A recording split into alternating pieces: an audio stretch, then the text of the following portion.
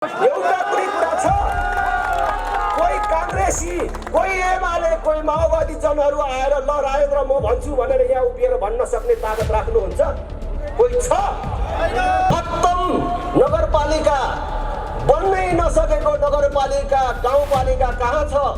त्यही गाउँपालिका नगरपालिका माग्नु पर्यो योचोटि राप्रपाले र त्यो खण्ड प्रस्थलाई इन्द्रप्रस्थ बनाएर देखाइदिनु पर्यो भनेर खोज्दै थिएँ। आज आएर देखेँ मैले यहाँ चाङ्गुनारा यति धेरै ऋण लिएर, यति धेरै कर तिरेर हामीले कसलाई पोसिराखेका छौँ? जहाँ जाँदा पनि भन्छु, कांग्रेस एमाले माओवादीका साथीहरूलाई भन्छु, देश बनेन भनेर गुनासो गर्ने अनि देश बिगार्ने तिनै पार्टीलाई भोट दिइराख्ने अनि देश कसरी बन्छ? हामी मान्छे नमारिकन पनि, बन्द हडताल नगरिकन पनि देशलाई ठिक बाटोमा ल्याउन सकिन्छ। तुलिदिएको हो भने कान्छी छोरीलाई पनि केही फरक पर्दैन, अलिअलि पीर परिवारलाई पर्छ, तर बर्बादी कसले? त्यही छोरी एउटाले बिहोर्नुपर्छ। तर तपाईँले दिने एउटा भोट गलत पार्टी र गलत नेतालाई परेछ भने त पुरै देशले दुःख पाउँछ, पुरै देश बर्बाद हुन्छ। पैसा जति नेताहरूको घरमा थन्केपछि ब्याङ्कमा कसरी पैसा हुन्छ? कांग्रेस एमालेलाई भोट दिएर देश बन्छ भन्नु, फेरि एकचोटि हेरौँ भन्नु, साँडेको टाङमुनि बाल्टी थापे जस्तो हुन्छ।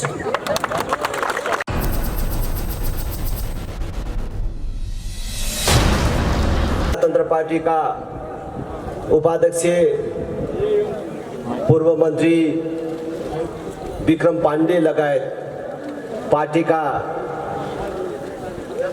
सबै पदाधिकारी सदस्य साथीहरू, उपस्थित हाम्रा भगवान रूपी आमा बुबा दिदीबहिनी तथा दाजुभाइहरू, पत्रकार साथीहरू, अन्य भद्र महिला तथा सज्जनवृन्द, राष्ट्रिय प्रजातन्त्र पार्टीको ऐतिहासिक एकता महाधिवेशनपछि हामी देशव्यापी रूपमा यस प्रकारको कार्यक्रमहरूको आयोजना गरेर आफ्ना देवी देवताहरू भेट्ने क्रममा विभिन्न स्थानहरूमा पुगिराखेका छौँ। त्यही सन्दर्भमा आज भक्तपुरको यो चाङ्गुनारायणमा तपाईहरुसँग भेटघाट गर्न पाउँदा हामी अत्यन्त हर्षित र गौरवान्वित छौँ। तपाईहरु सबलाई आफ्नो तर्फबाट र पार्टीको तर्फबाट समेत हार्दिक अभिवादन व्यक्त गर्न चाहन्छु। भर्खरै ठुलो संख्यामा विभिन्न पार्टीमा रहेका र आजको दिनसम्म कुनै पार्टीलाई मतदान नगरेका मानिसहरू समेत ठुलो संख्यालाई पार्टीमा स्वागत गर्न पाउँदा हामी थप उत्साहित भएका छौँ। यो लहर केवल चाङ्गुनारायणमा मात्रै छैन, देशभर छ। अहिले देश राष्ट्रिय प्रजातन्त्र पार्टीको पक्षमा जुरुक्कै उठेको बेला छ। म राष्ट्रिय प्रजातन्त्र पार्टीमा आज यहाँ प्रवेश गर्ने र विभिन्न ठाउँमा राष्ट्रिय प्रजातन्त्र पार्टीमा प्रवेश गरिराख्नु भएका सबै दिदीबहिनी दाजुभाइहरूलाई आश्वस्त दिलाउन चाहन्छु। राष्ट्रिय प्रजातन्त्र पार्टीको एकता महाधिवेशनपछि राष्ट्रिय प्रजातन्त्र पार्टीका प्रति नेपाली जनतामा एउटा नयाँ आशा र उत्साहको सञ्चार भएको छ। राष्ट्रिय प्रजातन्त्र पार्टीका प्रति एउटा विश्वास पैदा भएको छ। आम नेपाली जनताले 31 वर्षदेखि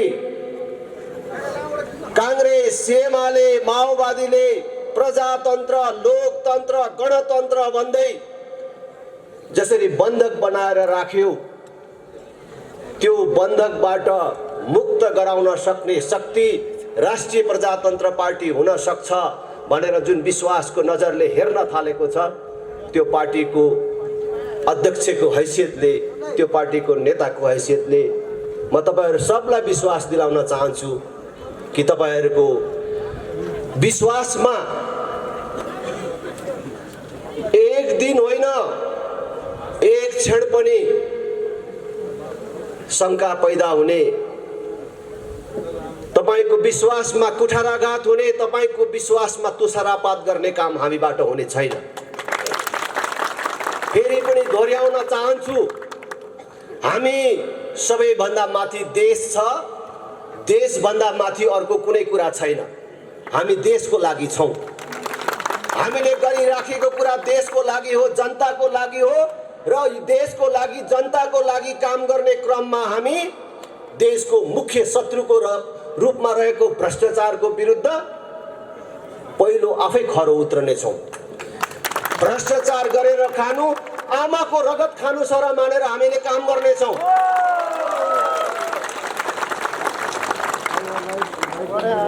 म धेरै कुरा भन्न चाहन्न। तपाईहरुले 31 वर्षदेखि भन्नलाई अलग अलग पार्टी भनिएका तर एउटै चरित्रका पार्टीहरुको कुशासन बेहोरी राख्नु भएको छ। कांग्रेस, एमाले, माओवादी भन्दाखेरि अलग पार्टी जस्तो देखिने, अलग अलग अफिस छ, अलग अलग साइनबोर्ड छ, मारामारै पनि गर्छन्, तर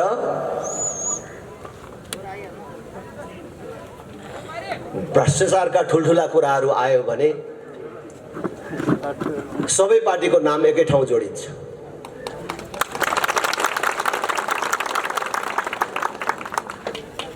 यो देशको जनतालाई भन्दा विदेशी शक्तिलाई ठुलो मान्ने, जनताको आशीर्वाद भन्दा विदेशीहरूको आशीर्वादलाई ठुलो मान्ने कुरामा पनि यिनीहरू एकै ठाउँ देखिन्छ। गाँठे पुरानो कुरा नगरौं, दिल्लीमा 12 बुँदे सहमति गर्दाको कुरा नगरौं। विदेशीहरूले आयोजना गरेको, प्रायोजन गरेको दिल्ली सम्मेलन र 12 बुँदे सहमतिको भरिया बनेर आएको कुरा नगरौं। भर्खरै एमसीसी को कुरा कस्तो चर्कोसँग एमसीसी को विरोध गर्दै थिए। नेकपा एमाले संसदमा एमसीसी सम्झौता प्रस्ताव पेश गर्दाखेरि कांग्रेसले थाहै नपाएको गरे जस्तो बसिराखेको थियो। उ प्रतिपक्षमा थियो। फेरि कांग्रेस सरकारमा आयो, एमालेलाई लुतोने अझ विरोधी जस्तो गरेर बसिराखेको थियो। माओवादी त झन् कस्तो चर्को स्वरमा सडकमा थियो है। हामी त विरोधमा जुलुसमा मात्रै थियौं, हामी तोडफोडमा थिएनौं। उनका कार्यकर्ता त भत्काउनेमै थिए। सुरक्षा कर्मीमाथि आक्रमणमै अगाडि अगाडि सरिराखेका थिए। तर जब निर्णयको दिन आयो, यी सबै एउटै दुलोमा सोझिएर बसे।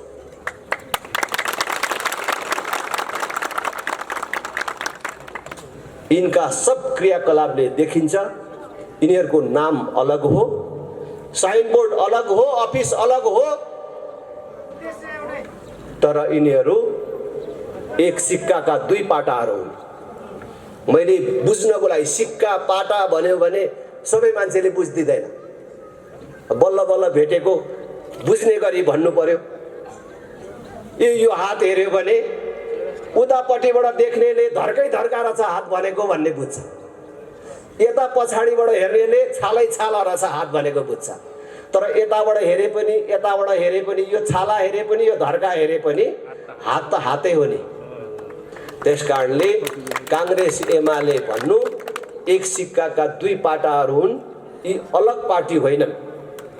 देशमा आज जुन बेरोजगारी छ, जुन महँगी छ, जुन अव्यवस्था र अविकसितता छ र जुन ढङ्गले देशको गौरव र इज्जत प्रतिष्ठा गुमेको छ, त्यसका लागि यिनीहरू सबै समान जिम्मेवार छन्। यो देशको यो स्थिति ल्याउनमा यिनीहरू बराबर जिम्मेवार छन्। त्यसकारण मैले तपाईहरुलाई भन्छु, कांग्रेसको विकल्प एमाले होइन, एमालेको विकल्प माओवादी अथवा माओवादीको विकल्प कांग्रेस होइन। अब कांग्रेस एमाले माओवादीको विकल्प राष्ट्रिय प्रजातन्त्र पार्टी हो। धेरै भयो देशले दुःख पाएको, जनताले दुःख पाएको, संसारमा 16-17 वटा मात्रै देश भएको बेला नेपाल भन्ने देश थियो। जुन बेला नेपाल भन्ने देश थियो त्यस बेला अहिलेको भारत बनेको थिएन, अमेरिका बनेको थिएन। भारत भन्दा अमेरिका भन्दा जेठो विश्वको यो प्राचीन देश आज कसरी मागी खानेहरूको देश भयो? आज किन उनीहरूका अगाडि हामी हात थापी खाने भयौं? 31 वर्ष भयो त कांग्रेसहरूले, एमालेहरूले, माओवादीहरूले प्रजातन्त्र, लोकतन्त्र, गणतन्त्रको नाममा देशमा शासन चलाएको। आज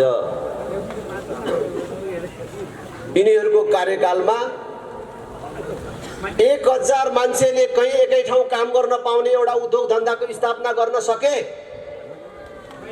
हैन। आज देश पूर्ण रूपले बेरोजगार उत्पादन गर्ने कारखानामा परिणत भएको छ। हामीले भनेको होइन, उनीहरू भन्छन्।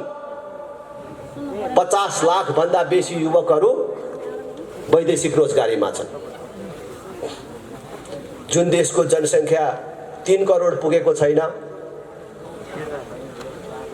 त्यो देशको 18 वर्ष उमेर पूरा गरेको, 50 वर्ष ननागेको, डाक्टरले जाँच्दाखेरि शरीरमा कुनै रोग नदेखिएको 50औं लाख युवकहरू वैदेशिक रोजगारीमा छन् भने देशको अवस्था के होला? कल्पना गर्नुस्। आज छोरा जन्मायो, बढायो, अरबियनको नोकर हुन पठायो। आमाको काख छोडेर, बिहे गरेको भोलिपल्ट श्रीमती छोडेर, धेरै पैसा कमाउनको लागि होइन, केवल परिवार पाल्नको लागि देश छोड्न बाध्य बनाउने व्यवस्था कसले ल्यायो? यसको जिम्मेवार को हुन्? के राजालाई गाली गरेर, हिन्दू राष्ट्रलाई गाली गरेर अब यिनीहरूले मुक्ति पाउँछन्, छुट पाउँछन्? पाउँदैन।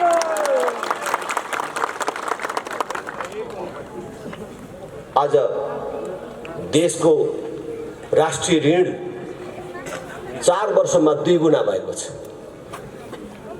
संघीयता कार्यान्वयन हुनुभन्दा अगाडि राष्ट्रिय ऋण 8 खरबमा थियो, अहिले 17 खरब भन्दा बेसी पुग्यो। हरेक व्यक्तिलाई भाग गर्यो भने 60,000 70,000 कति पर्छ भनेर साथीहरू भन्दै थियो।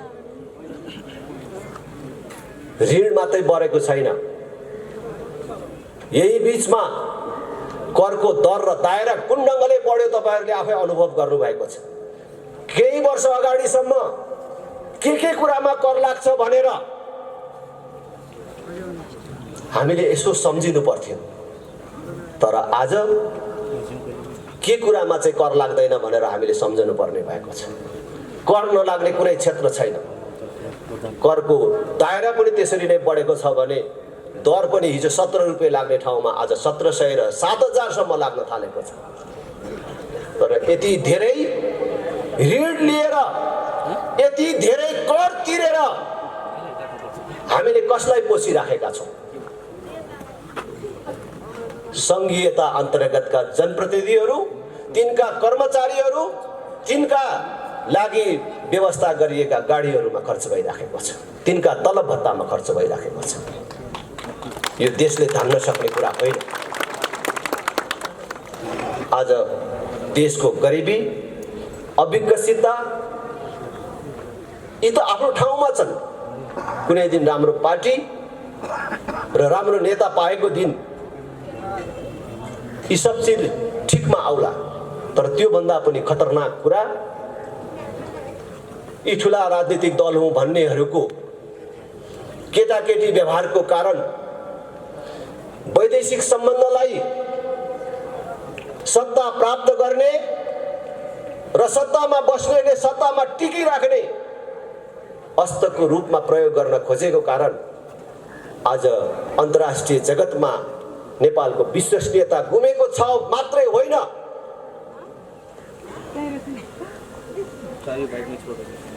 ठुला शक्ति राष्ट्रहरू प्रतिस्पर्धा गर्दै अहिले नेपालमा प्रत्यक्ष रूपले अरनखटन सुरु गरेका छन्। यस प्रकारको अवस्था नेपालले कहिल्यै बिहोर्नु परेको छैन तर थिएन। यो हाम्रो जस्तो देशका लागि सामान्य कुरा होइन। त्यसैले मैले सबै दिदीबहिनी दाजुभाइहरूलाई अनुरोध गर्न चाहन्छु, आग्रह गर्न चाहन्छु, अब मेरो बाउको पार्टी हो, बाजेको पार्टी हो, मैले यति लेबी तिरेको पार्टी हो, यति सहयोग गरेको पार्टी हो भनेर यिनै कांग्रेस एमाले माओवादीलाई भोट दिनु भनेको आफू मात्रै समाप्त हुने होइन, आफ्नो भावी सन्ततिको र देशको भविष्य समेत समाप्त गर्ने काममा सहभागी हुनु हो। राष्ट्रका प्रति अपराध गर्नु हो, भावी सन्ततिका प्रति अपराध गर्नु हो। त्यसैले त्यो अपराधबाट मुक्त हुनको लागि पनि हामीले यिनको विकल्प खोज्ने समय आएको छ। अब यो बाटो बनेन, विकास भएन, शिक्षा स्वास्थ्य जस्तो आधारभूत कुराहरूमा समेत हामीले राज्यबाट सुविधा प्राप्त गर्न सकेनौं भनेर गुनासो गर्ने होइन। अब हामीले हिजो गरेको गल्ती हाम्रो हातले नै सच्याउनु पर्छ। मैले जहाँ जाँदा पनि भन्छु, कांग्रेस एमाले माओवादीका साथीहरूलाई भन्छु, देश बनेन भनेर गुनासो गर्ने अनि देश बिगार्ने तिनै पार्टीलाई भोट दिइराख्ने अनि देश कसरी बन्छ? नेताहरू जति दोषी छन्, नेताहरूलाई बिगार्न र यो देशलाई बर्बाद गर्नमा कांग्रेस एमाले माओवादीलाई भोट दिने हात पनि त्यतिकै दोषी छ। त्यसकारण हामीले माओवादीले जस्तो ठिक भएन भनेर अब बन्दुक बोक्नुपर्छ, अब पुल काट्न जानुपर्छ, अब मान्छे नमारिकन हुँदैन, 2-4 मान्छे नमारी नहुने रहेछ भन्ने सिद्धान्त नारा लिएर आएका छैनौं। हामी मान्छे नमारिकन पनि, बन्द हडताल नगरिकन पनि देशलाई ठिक बाटोमा ल्याउन सकिन्छ। त्यो बाटो हो चुनाव। नेताले गल्ती गर्यो भनेर जुत्ताको माला लाउने, बाटो छेक्ने कालो मसो दलले कुटपिट गर्ने होइन। आउने चुनावमा तिनलाई भोट नदिएर हराएर देखाउनु पर्छ भन्ने मन्त्र लिएर आएका छौं, सजिलो बाटो लिएर आएका छौं, कसैले कष्ट नउठाइकन सरल ढंगले देश बनाउने उपाय लिएर आएका छौं। हेर्नुस्, भोट दिने भन्ने कुरा ठुलो कुरा हो। छोरी दिँदाखेरि तपाईले कतिचोटि सोच्नुहुन्छ? 1 चोटि, 2 चोटि, 10 चोटि? होइन, 1000 चोटि सोच्नुहुन्छ। जब छोरी दिने कुरा हुन्छ, रातभरि छटपटाउनुहुन्छ, निन्द्रा लाग्दैन। आफूले छोरी दिन लागेको केटो कस्तो हो भनेर अनेक मान्छे लगाएर बुझ्नुहुन्छ। त्यो छोरो अथवा त्यो ज्वाइँ बन्ने मान्छे कति पढेको छ, आनी बानी कस्तो छ, आम्दानीको स्रोत के छ, जाँडक्सी खान्छ कि खाँदैन, त्यति मात्र हो र त्यसले ठिटी घुमाएर हिँड्ने गरेको छ कि छैन भनेर समेत सोध्नुहुन्छ र बुझ्नुहुन्छ। त्यति धेरै बुझेर दिएको ठाउँ पनि कहिलेकाहीँ गलत पर्छ, त्यति बुझेर दिँदाखेरि पनि छोरी कहिलेकाहीँ लफङ्गाको हातमा पर्छ। त त्यस्तो भयो भने के हुन्छ? तपाईँको एउटा छोरीले दुःख पाउँछ। कान्छी दिएको हो भने ठुलो छोरीसम्मलाई पनि केही फरक पर्दैन, ठुली दिएको हो भने कान्छी छोरीलाई पनि केही फरक पर्दैन। अलिअलि पीर परिवारलाई पर्छ, तर बर्बादी कसले? त्यही छोरी एउटाले बिहोर्नुपर्छ। तर तपाईँले दिने एउटा भोट गलत पार्टी र गलत नेतालाई परेछ भने त पुरै देशले दुःख पाउँछ, पुरै देश बर्बाद हुन्छ। आज त्यही कुरा भइराखेको छ। त्यसकारण भोट दिनुभन्दा अगाडि 1000 चोटि सोचेर भोट दिनुहोस्। आज राष्ट्रिय प्रजातन्त्र पार्टी राष्ट्र स्थापना गर्ने, सर्वधर्म समभाव, पूर्ण धार्मिक स्वतन्त्रता सहितको सनातन धर्म सापेक्ष हिन्दू राष्ट्र स्थापना गर्ने यो दुईटा नारा मात्र लिएर आएको छैन। राष्ट्र संस्था र हिन्दू राष्ट्र कुनै व्यक्तिलाई राजा बनाउने र कुनै जात विशेषले मान्ने धर्म स्थापित गर्ने कुरा मात्र होइन, नेपालको स्थायित्वको आधार हो। राष्ट्र संस्था र हिन्दू राष्ट्र भएपछि देश स्थायी बन्छ, शान्ति स्थिरता कायम हुन्छ अनि त्यसको जगमा जनताको प्रतिनिधिहरूले देश बनाउने हो। देश बनाउने योजना सहित हामी आएका छौँ। हामी राजा ल्याउने, हिन्दू राष्ट्र ल्याउने मात्रै होइन, देश बनाउने, जनतालाई सुखी र समृद्ध बनाउने सङ्कल्पका साथ आएका छौँ। एक पटक राष्ट्रिय प्रजातन्त्र पार्टीलाई हेर्नुहोस्, त्यसपछि तपाईँले आफै पटक पटक हेर्नुहुनेछ। सधैँको लागि तपाईँले राष्ट्रिय प्रजातन्त्र पार्टीलाई अनि हेर्नुहुनेछ। एकचोटि हामीलाई हेर्नुहोस्। आज म यहाँ आउँदा म त छक्क परे। काठमाडौँ उपत्यकाको एउटा महत्त्वपूर्ण जिल्ला भक्तपुर,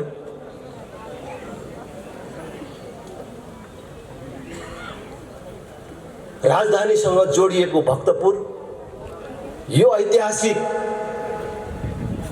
नगरी चाङ्गु नारायणको बाटोको यो हाल देखेर म छक्क परेँ। ओ पण्डितजी कता भो हुनुहुन्थ्यो अघि? युवा पण्डितजी, खाण्डप्रस्थ तपाईँलाई थाहा छ?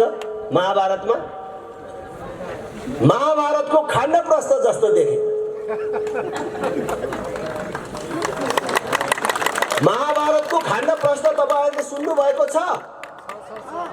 जब हस्तिनापुर माथि कौरवहरूले हस्तक्षेप गरे अथवा छलछामबाट पाण्डवहरूको हातबाट कौरवहरूले हस्तिनापुर लगे, पाण्डवहरूलाई पनि कुनै राज्य दिनुपर्ने हो, कहीँको त राजा मानिदिनु पर्ने भयो भन्दाखेरि उनीहरूलाई एउटा यस्तो ठाउँ जहाँ जीवन र वनस्पतिको कल्पना पनि गर्न सकिँदैन थियो, ढुङ्गै ढुङ्गा मात्रै, हेर्दाखेरि पनि आँसु आउने त्यस्तो ठाउँ जसको नाम खाण्डप्रस्थ थियो। ल यहाँको राजा हुनु पाण्डवहरूलाई भनेर त्यो राज्यको राजा हुन दिइयो। तर त्यो खाण्डप्रस्थलाई पाण्डवहरूले रगत बगाए, पसिना बगाए, मेहनत गरे र त्यो खाण्डप्रस्थलाई हस्तिनापुर भन्दा पनि राम्रो र लोभलाग्दो इन्द्रप्रस्थ बनाए। जब त्यो इन्द्रप्रस्थ बन्यो, त्यो राम्रो बन्यो, पछि कौरवहरूले फेरि त्यहाँ पनि आँखा लगाए अनि त्यो पनि लिनको लागि लाक्षागृहको निर्माण गरे, जुवाको सिर्जना गरे, जुवा खालको निर्माण गरे अनि पछि महाभारत भयो। त्यतातिर म जान्न, तर जसरी त्यो खाण्डप्रस्थलाई पाण्डवहरूले रगत पसिना बगाएर इन्द्रप्रस्थ बनाए, म पनि नेपालमा खाण्डप्रस्थ खोज्दै थिएँ। खत्तम नगरपालिका, बन्नै नसकेको नगरपालिका, गाउँपालिका कहाँ छ? त्यही गाउँपालिका नगरपालिका माग्नु पर्यो योचोटि राप्रपाले र त्यो खाण्डप्रस्थलाई इन्द्रप्रस्थ बनाएर देखाइदिनु पर्यो भनेर खोज्दै थिएँ। आज आएर देखेँ मैले यहाँ चाङ्गु नारायण। एकचोटि राष्ट्रिय प्रजातन्त्र पार्टीलाई दिनुहोस्, बाटो बनाइदिनु पर्यो भनेर तपाईँहरूले माग गरेर आउनु पर्दैन। कुनै बाटोको हालत यस्तो राख्दैन राष्ट्रिय प्रजातन्त्र पार्टीले। राष्ट्रिय प्रजातन्त्र पार्टीले चुनाव जितेको गाउँपालिका नगरपालिकामा 12 कक्षासम्म पूर्ण रूपले निशुल्क हुनेछ। हरेक विद्यालयमा कम्प्युटर शिक्षा अनिवार्य हुनेछ। बाल कक्षाहरूलाई अहिले तपाईहरुको गाउँघरमा मोन्टेसरीको नाममा स्थापना गरेका बाल विद्यालयहरू छन् नि, त्यो स्तरको हामीले विकसित गरेर लैजानेछौँ। आधारभूत स्वास्थ्य सेवा निशुल्क गर्नेछौँ। कुनै पनि नागरिकले अस्पताल जान नपाएर मर्यो भन्ने कुरा सुन्नु पर्ने छैन। भौतिक पूर्वाधारको कुरा मैले भनिसके। नमुना लायक काम गरेर देखाउँछौँ। थोरै पैसाले कसरी यत्रो बाटो बनाए, यत्रा पुल कल्भर्टहरू बने, यति धेरै सामुदायिक भवनहरू कसरी बने भनेर कांग्रेस एमाले माओवादीले जितेका मानिस ठाउँका मानिसहरू हेर्न आउने गरी बनाउँछौँ। हामीले ज्येष्ठ नागरिकहरूको लागि, बालकहरूको लागि, महिलाहरूका लागि हामीले हेर्न लायक र नमुना लायक योजनाहरू ल्याउँछौँ। त्यसकारण एकचोटि राष्ट्रिय प्रजातन्त्र पार्टीलाई साथ दिनुहोस् र यो चाङ्गु नारायण राष्ट्रिय प्रजातन्त्र पार्टीलाई एकचोटि दिनुहोस् भन्ने म अपिल गर्न चाहन्छु। यसको बिजोग काठमाडौँसँग, राजधानीसँग जोडिएको जिल्लाको, नगरको हालत यो के हो यस्तो? यो त मेरो सुदूर गाउँमा पनि छैन यस्तो। हामीले जितेको गाउँमा यस्तो छैन। हामीले जितेको गाउँमा पहिले यस्तै थियो। कालो पत्रे सडक कस्तो छ हेर्नको लागि कि बिहार जानु पर्थ्यो कि शहरमा जानु पर्थ्यो। तर आज कालो पत्रे सडकले नछोएको कुनै वार्ड छैन। हाम्रो गाउँका छोराछोरीहरूले 12 कक्षासम्म निशुल्क पढ्न पाउँछन्। हरेक नागरिकका छोराछोरीले दिनमा 1 घण्टा कम्प्युटरसँग खेल्न पाउँछन्। एकचोटि यो चाङ्गु नारायण पनि हामीलाई दिनुहोस्। म यही अपिल गर्न चाहन्छु। नअल्मलिनुहोस् यो कांग्रेस एमाले माओवादीसँग। जुन पार्टीहरूले 31 वर्ष मौका पाउँदाखेरि केही गर्न सकेनन्। ल त तपाई राप्रपा भएर होइन, कांग्रेस एमाले माओवादी पनि भएर होइन, एउटा नागरिक भएर एकछिन आँखा चिम्म गरेर छातीमा हात राखेर सम्झनुहोस् त। यो 31 वर्षमा, यो 2046 सालदेखि यहाँसम्म आइपुग्दाखेरि यो कांग्रेस एमाले माओवादी भन्ने पार्टीले देशको लागि गरेको यो चाहिँ काम छ है, यो चाहिँ बिर्सनु हुँदैन भन्ने कुनै कुरा छ? एउटा कुनै कुरा छ? कोही कांग्रेसी, कोही एमाले, कोही माओवादी जनहरू आएर ल राजेन्द्र म भन्छु भनेर यहाँ उभिएर भन्न सक्ने ताकत राख्नुहुन्छ? कोही छ? यो त गरेको छ है कांग्रेसले, यो त बिर्सिनु हुँदैन भन्ने कुनै कुरा छ? देशले देख्न पाउने, जनताले छुन पाउने, भोग्न पाउने कुनै त्यस्तो कुरा छ? देश पूर्ण रूपले बेरोजगार उत्पादन गर्ने कारखानामा परिणत गरे। आज हाम्रो भाइ छोराहरूलाई, हाम्रा दिदीबहिनीहरूलाई बेचेर उनीहरूले पठाएको रेमिटेन्सबाट देश चलाएर केही मानिसहरू मालिक बने। आज बैंकमा पैसा छैन भन्छ। अर्थशास्त्रको धेरै कुरा म बुझ्दिनँ, तर लाटो हिसाबले पनि आम्दानी भएन होला, धेरै राजस्व उठेन होला, सरकारको ढिकुटीमा पैसा भएन होला, तर बैंकमै पैसा नहुने भन्ने कुरा चाहिँ के हो? बैंकमै पैसा नहुने भन्ने कुरा के हो? यो अरू कसैले बुझ्नुहुन्छ कि? नोट त छापिएकै छ नि त, त्यो नोट कहाँ गयो? नोट कहाँ गयो? र बैंकमा पैसा छैन? नोट नेताहरूको घर घरमा थन्कियो। कमिसनको नाममा अनेक ढङ्गले गरेको भ्रष्टाचारको पैसा बैंकमा राख्न त आम्दानीको स्रोत देखाउनु पर्यो। कहाँबाट कमाएको भयो, कहाँबाट ल्याएको भनेर त्यहाँ राख्ने त? पैसा जति नेताहरूको घरमा थन्केपछि बैंकमा कसरी पैसा हुन्छ? आज तपाईको ठुल्ठुलो चेक साटिँदैन भन्छ, उद्योग धन्दामा ऋण लिन पाउँदैन भन्छ, लगानी बन्द भइसक्यो, राखेको पैसा पनि मान्छेले अब निकाल्न पाउने अवस्था छैन। यो के भएको त? हाम्रो नेपाली नोट भारतमा लगेर राखेको त होइन होला। नेपाली नोट नेपाली नेताको घरमा थन्केको छ भन्छ। ल यसो बुझ्दाखेरि त्यही कुरा देखिन्छ। हामी त अलिअलि पैसा भयो भने ब्याङ्कमै लगेर राख्छौँ, कहाँ घरमा राख्ने? त्यस कारणले देश अहिले सामान्य अवस्थामा छैन। हुँदा हुँदा त अब अलिअलि आशा लागेका मान्छेहरू पनि के भन्छ, देश त नमागिकन चल्दैन भन्छ। सबै पार्टीका विदेशीले सहयोग नदिकन कसरी देश बन्छ? यस्तो अति राष्ट्रवादी कुरा गरेर हुन्छ भन्छ। यत्रो बिजुली उत्पादन हुँदैछ, यो बिजुली भारतलाई बङ्गलादेशलाई नबेच्ने हो भने यहाँ कहाँ लगाउनु भनेर भन्छ। एउटा नेता निस्केन, एउटा पार्टी निस्केन। यो बिजुली विदेशीलाई नबेचेर पनि हाम्रै देशमा खपत गरेर पनि हामीले हाम्रो देशलाई सुन्दर बनाउन सक्छौँ र यो बिजुली यही उपयोग गर्न सक्छौँ भन्ने योजना ल्याउँदैनन्। अहिले एमसीसी को कुरा सुन्नु भएको छ नि। एमसीसी ठिक कि बेठिक यी आफ्नो ठाउँमा छलफलको विषय छ र एमसीसी ले दिने पैसा केमा खर्च गर्ने भन्दैछन्। जम्मा केही किलोमिटर बिजुलीको लागि ट्रान्समिसन लाइन विस्तार गर्ने भनेको बिजुलीको तार टाङ्ने, बिजुली कुदाउने बाटो बनाउने। अर्को केही किलोमिटर बाटो स्तर उन्नति गर्ने, अलि साँगुरो बाटो थियो भने अलि ठुलो बनाउने भनेको। आज तपाईँ सम्झनुहोस् त, अहिले संसारमा यति धेरै प्रविधिको विकास भइराखेको छ, नयाँ नयाँ आविष्कार भइराखेको छ। हाम्रोमा अनेकौं आयोजनाहरूबाट बिजुलीहरूको उत्पादन बढिराखेको छ। भविष्यमा बढ्ने त्यो बिजुलीको उत्पादन भारतलाई बेच्नुपर्छ भनेर यो अहिले ट्रान्समिसन लाइन बनाएको रे।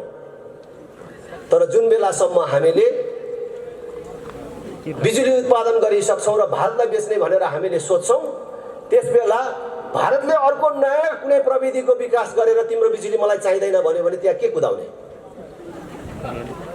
कोही हाम्रो नेताले भन्न सकेको हामी हाम्रो बिजुली अरू कसैलाई बेच्दैनौँ, अब हाम्रो देशमा चल्ने सबै गाडीहरू बिजुलीबाट चल्ने बनाउँछौँ।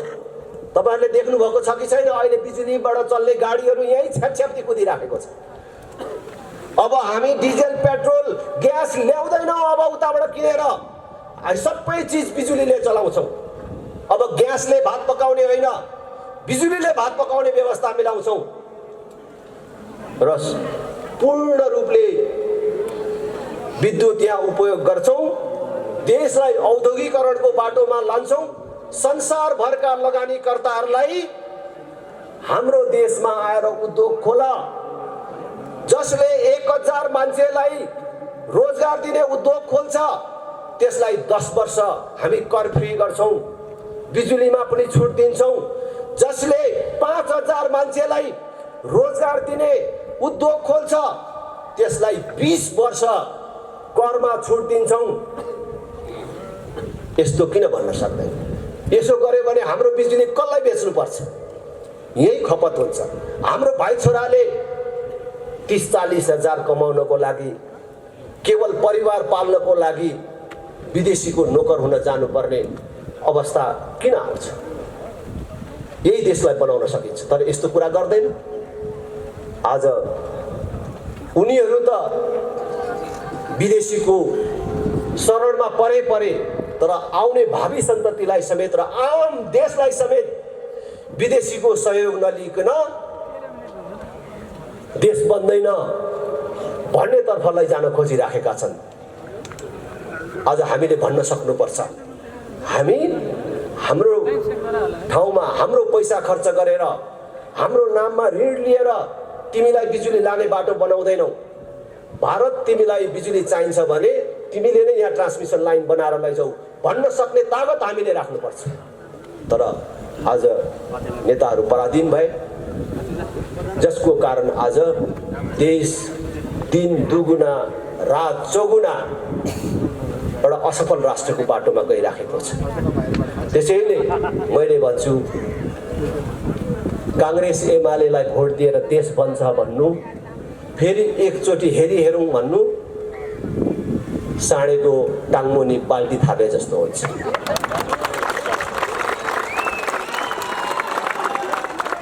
साँडेको दुध आउँछ, साँडेको टाङमुनि बाल्टी थापेर साँडेले दुध दिएन भनेर सिर्कना लगाउँदा दिन्छ, सिर्कना लगाए पनि दिँदैन।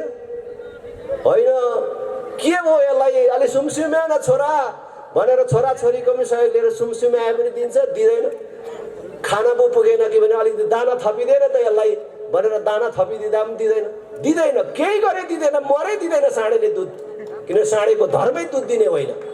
त्यसै गरेर काङ्ग्रेस एमालेको धर्म नै देश बनाउने होइन रहेछ भन्ने कुरा त 31 वर्षमा देखियो।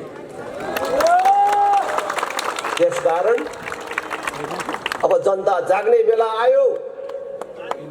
अब 1 वर्षभित्रमा 3 तहको निर्वाचन हुँदैछ। 3 तहको निर्वाचनमा जनताले साबित गर्नुपर्नेछ जनता काङ्ग्रेस एमाले माओवादीको गोठमा बाँधेर राखेको गाईबस्तु होइन। उनीहरूले भन्छ नि जनता सार्वभौम छ भन्छ नि, हो जनता सार्वभौम छ, जनता बुझ्ने भयो भन्ने प्रमाणित गर्नको लागि पनि यी पार्टीहरूलाई हराएर देखाउनु पर्छ। यही कुरा म तपाईहरु सबलाई अपिल गर्दै फेरि पनि अरु 2टा पार्टी प्रवेश कार्यक्रममा सहभागी हुनुपर्ने छ। बस चढेर आउनु भएको छ टाढा टाढाबाट साथीहरू, 3 दिनदेखि पर्खिराख्नु भएको छ महत्त्वपूर्ण साथीहरू। त्यसकारण मैले बिचैमा समय लिए उपाध्यक्षजी, प्रवक्ताहरू र रेखा थापा समेत तपाईहरुको साथमा हुनुहुन्छ। पूरा समय बसेर यो सभालाई पूर्ण रूपले सफल बनाइदिन हुन